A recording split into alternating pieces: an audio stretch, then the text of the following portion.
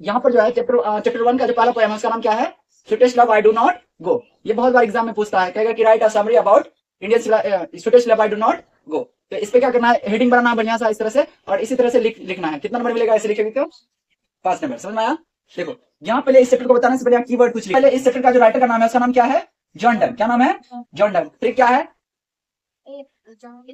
John love. अब देखो इसका बर्न लिखे हैं, एग्जाम में पूछता है कभी कभी कि इसके जो राइटर है जॉन डन, उसका जन्म कब हुआ? क्या बताना है? 22 जनवरी 1572 को। कहां पर हुआ था? लंदन में। कहां पर? लंदन। और ये लंदन में ना यूके में पड़ता है, यानी कि यूनाइटेड किंगडम। इंग्लैंड समझ रही है? इंग्लैंड वहीं पर हुआ। बात क्लियर है? अगर पूछेगा कि ये जॉन डन का जन्म जो है कहाँ हुआ, क्या बताना है?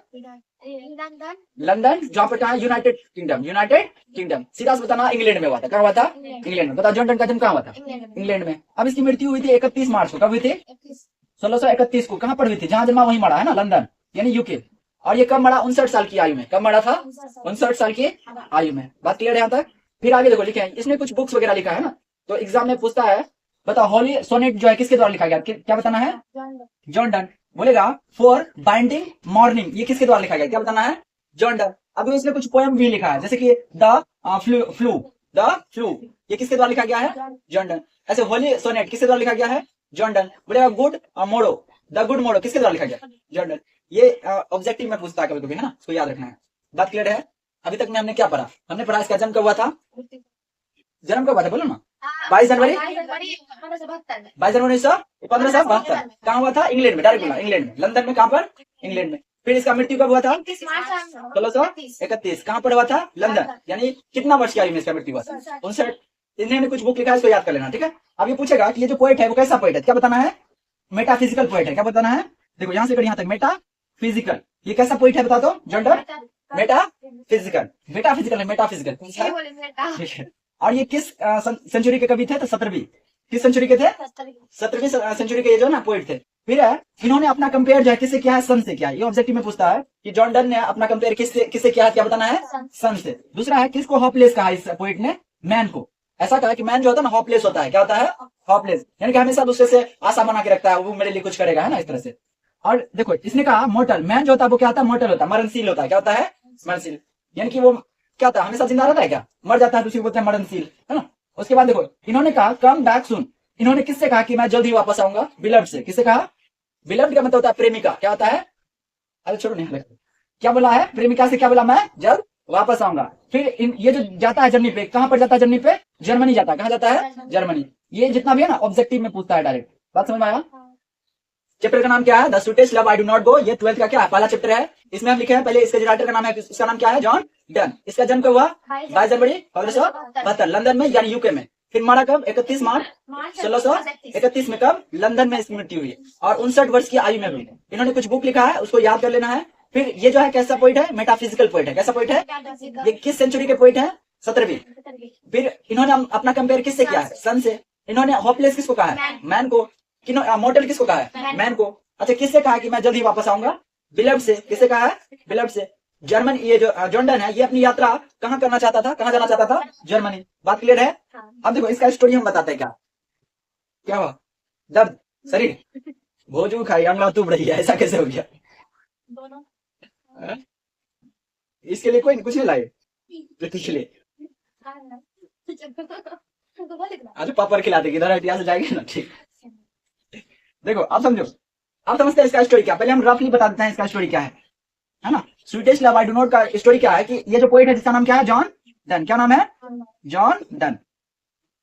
देखो जॉन डन जो था ये इस कविता के माध्यम से एक प्रेमी और एक प्रेम जो होता है, मतलब क्या बोलते हैं इसको? लवर। क्या बोलते हैं इसको? लवर। यानी कि एक साथ जब रहता है, जब उनका जुदाई होता है, ब्रेकअप होता है, तो जितना दुख वगैरह होता है ना, तो उसके बारे में एक्सप्रेस किया है इसमें। क्या किया है? एक्सप्रेस। इनका कहना है कि आदमी जो ना हमेशा के लिए जीवित नहीं रहता है। रहता है क्या? नहीं रहता है। तो इन्होंने अपने बिलव्ड के माध्यम से पूरा बताया है कि किस तरह से दुख, जैसे दो प्रेमिका जब अलग होता है तो कैसे दुख होता है, उसको कैसे झेला जाता है, उसके बारे में से थोड़ा बताया गया है। बस समझ, दिल पे कुछ नहीं लेना, पोएम है, हम अपने से नहीं बोल रहे हैं, पोएम बोल रहा है, ठीक है। अब देखो क्या है, इन्होंने देखो ये एक लड़की से प्रेम करता था। क्या करता था? प्रेम। कभी इसको बता नहीं, जब इसको मन हुआ कि बता दे, तो जब बताया तो इनकार कर दिया। इसको क्या किया? जॉन डन जो है एक लड़की से क्या करता था? प्रेम। और जब उसको बताया तो वो क्या कर दिया? उसका रिफ्यूज कर दिया, इनकार कर दिया। क्या कर दिया? इनकार। जब इनकार कर दिया तो इसको दुख हुआ। इसको क्या हुआ? दुख। समझना। अब इसकी चाहत होगी कि हम जो ना अब प्रेमिका से क्या करेंगे, जुड़ जाएंगे। बातें बहुत दिनों से एक साथ रहता था, है ना, एक दिन प्रपोज कर दिया इस तरह से और रिजेक्ट कर दिया। क्या कर दिया, रिजेक्ट। जब उसको छोड़ के जा रहा था ना, तो उसका मतलब जो प्रेमिका था उसको रोक रहा था। क्या कर रहा था, रोक रहा था कि मत जाओ, है ना, मतलब मना भी कर दिया फिर भी रोक भी रहा है। तो इसलिए पोइट उसको समझाते हुए कहता है कि मतलब आज न कल हम दोनों क्या होंगे, जुदा होंगे ही, है ना। अगर मिलन हो भी जाता है तो मृत्यु के बाद अलग हो ही जाएंगे। इससे अच्छा कि वो जो दर्द होगा जुदाई का, वो आज से ही क्या करेंगे, सीखते हुए चलेंगे। मतलब क्या बोलते हैं उसको, प्रैक्टिस, है ना।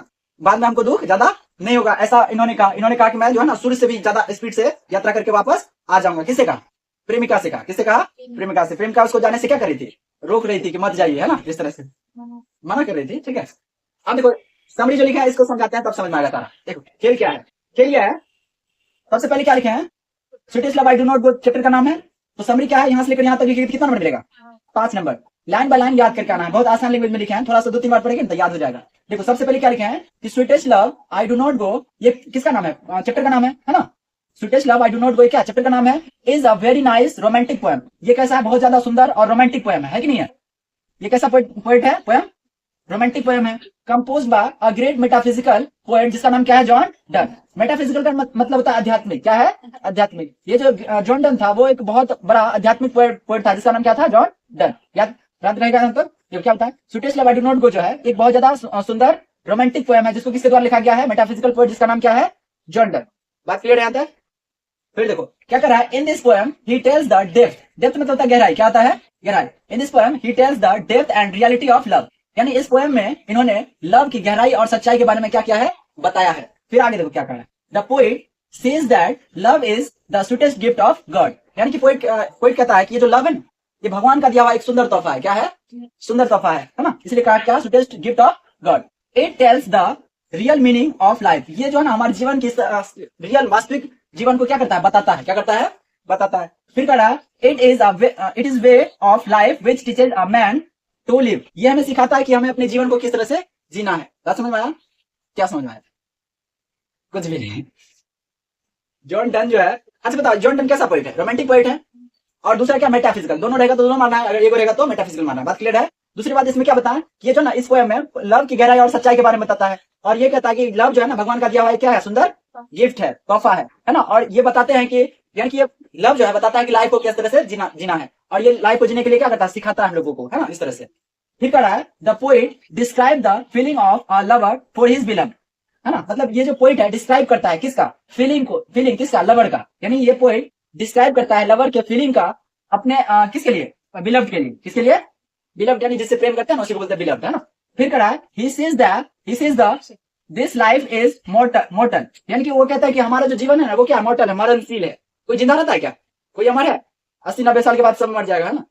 फिर everybody is bonded to die, यानी सभी यहाँ बाध्य है मरने को, है ना। ऐसा कोई है जीवित रहेगा, सबको कभी ना कभी क्या है, मरना है। फिर कह रहा है this is the law of nature. ये प्रकृति का क्या है, नियम है। ये प्रकृति का क्या है, नियम है। फिर कह रहा है the poet also loves a beautiful girl. Poet भी किसी लड़की से क्या करता था, ये प्रेम करता था, है ना। His love is true and pure. उसका जो प्रेम था सच्चा और क्या था, प्योर था। क्या था, प्योर। फिर आगे क्या कर रहा है, but unfortunately refused his love. लेकिन अचानक कुछ किसी कारणवश जब प्रपोज किया इस तरह से, तो उसको क्या किया, रिफ्यूज कर दिया, यानी इनकार कर दिया। क्या कर दिया, इनकार। किसने किया इनकार, बिलव्ड ने। किसने किया, बिलव्ड ने, जिससे प्रेम करता था। Now the poet wants to go away from his beloved. अभी अब जो है ना पोएट की इच्छा है कि उस बिलव्ड को क्या करे, छोड़ के दूसरे जगह कहीं यात्रा करने जाए। ऐसा किसने कहा, पोएट ने कहा। फिर his life is meaningless without love. उसका जो जीवन है ना लव के बिना क्या हो गया, मीनिंगलेस हो गया। क्या हो गया, इनकार जो कर दिया, उसको चोट लगा और उसका लाइफ क्या हो गया, मीनिंगलेस। ऐसा पोएट कहता है। फिर देखो the poet says that love is the powerful. यानी कि पोएट कहता है कि प्रेम जो होता है ना वो बहुत ज्यादा पावरफुल होता है। क्या होता है, powerful. It can change our life style. ये हमारे जीवन शैली जो होता है ना उसको चेंज कर सकता है। क्या कर सकता है, change. It makes life journey pleasant. ये हमारी जीवन की जो यात्रा है ना उसको सुखद बनाती है। क्या बनाती है, सुखद। फिर आगे देखो it makes a man fighter. ये आदमी को एकदम फाइटर बनाता है लड़ने के लिए, समझ में। फिर कह रहा है the poem is full of the reality about love. ये पोएम पूरी तरह से प्रेम के बारे में क्या बताया है, सच्चाई के बारे में, है ना। It is impresses us very much. ये हम लोगों को ज्यादा प्रभावित करता है, समझ में आया, क्या समझे, कुछ भी नहीं। अब